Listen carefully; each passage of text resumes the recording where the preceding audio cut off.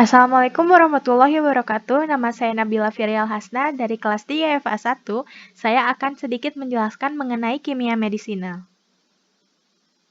Kimia medisinal adalah bidang yang membahas tentang penemuan, pengembangan, identifikasi, dan interpretasi cara kerja senyawa aktif secara biologis pada tingkat molekuler. Apa sih pengertian obat dalam kimia medisinal? Pengertian obat dalam kimia medisinal yaitu dikatakan obat adalah setiap molekul yang dapat berinteraksi dengan sistem biologis dan menghasilkan respon biologis. Sebenarnya, obat itu drug atau medisin sih? Para ahli yang menemukan obat sebenarnya kurang suka dengan istilah drug. Kenapa? Karena drug itu selalu diartikan dengan hal yang negatif, contohnya narkoba. Jadi, istilah drug lebih digunakan untuk umum. Istilah yang sering dipakai oleh ahli obat yaitu medisin. Kenapa? Karena medisin itu lebih spesifik, obatnya digunakan untuk pengobatan suatu penyakit. Kemudian, kenapa ada istilah bad drug dan good drug? Karena ada obat yang digunakan untuk pengobatan dan yang disalahgunakan, maka muncul istilah tersebut. Obat yang baik adalah obat yang digunakan dalam pengobatan suatu penyakit, sedangkan obat yang buruk atau bad drug adalah obat yang disalahgunakan. Kemudian, untuk istilah safe drug dan unsafe drug itu bagaimana? Nah, obat yang dikatakan aman adalah obat yang tidak memberikan efek samping yang tidak diinginkan, sedangkan unsafe drug adalah obat yang memberikan efek samping yang tidak diinginkan. Tetapi pada akhirnya baik tidak baiknya sebuah obat tergantung bagaimana dia digunakannya, dan aman tidak amannya tergantung dari karakteristik obat tersebut. Kemudian, apakah obat dan racun sama? Definisi obat di sini mencakup molekul-molekul lain yang tidak digunakan sebagai obat. Salah satunya yaitu toksin dan racun karena dapat berinteraksi dengan sistem biologis dan menghasilkan respon biologis juga, maka disebut pula obat.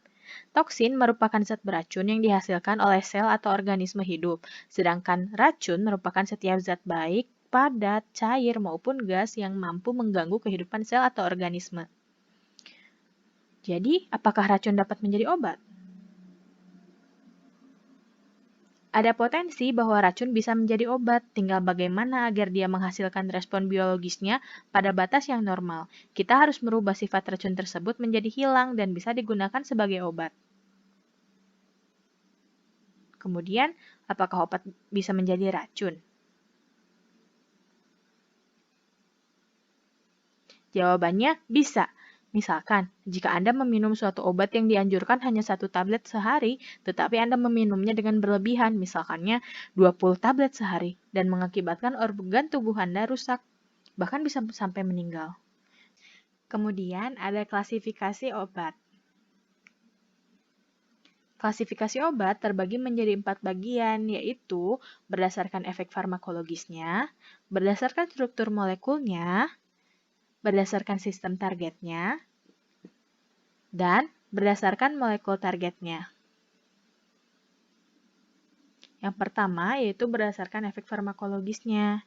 Obat dapat dikelompokkan berdasarkan efek farmakologis yang dihasilkannya. Misalnya itu ada analgesik, antipsikotik, antihipertensi, dan antibiotik. Kemudian yang kedua berdasarkan struktur molekulnya yaitu sekelompok senyawa obat yang dikelompokkan berdasarkan kemiripan rangka strukturnya yaitu misalnya barbiturat dan steroid. Yang ketiga, berdasarkan sistem targetnya. Obat dapat diklasifikasikan berdasarkan apakah obat tersebut mempengaruhi sistem target tertentu, misalnya itu obat sistem kardiovaskuler, pernapasan, dan endokrin. Dan yang terakhir itu, berdasarkan molekul targetnya. Obat diklasifikasikan berdasarkan molekul target yang menjadi target kerjanya, misal antikolinesterase, antagonis dopamin, dan agonis dopamin. Cukup sekian dari penjelasan saya. Terima kasih.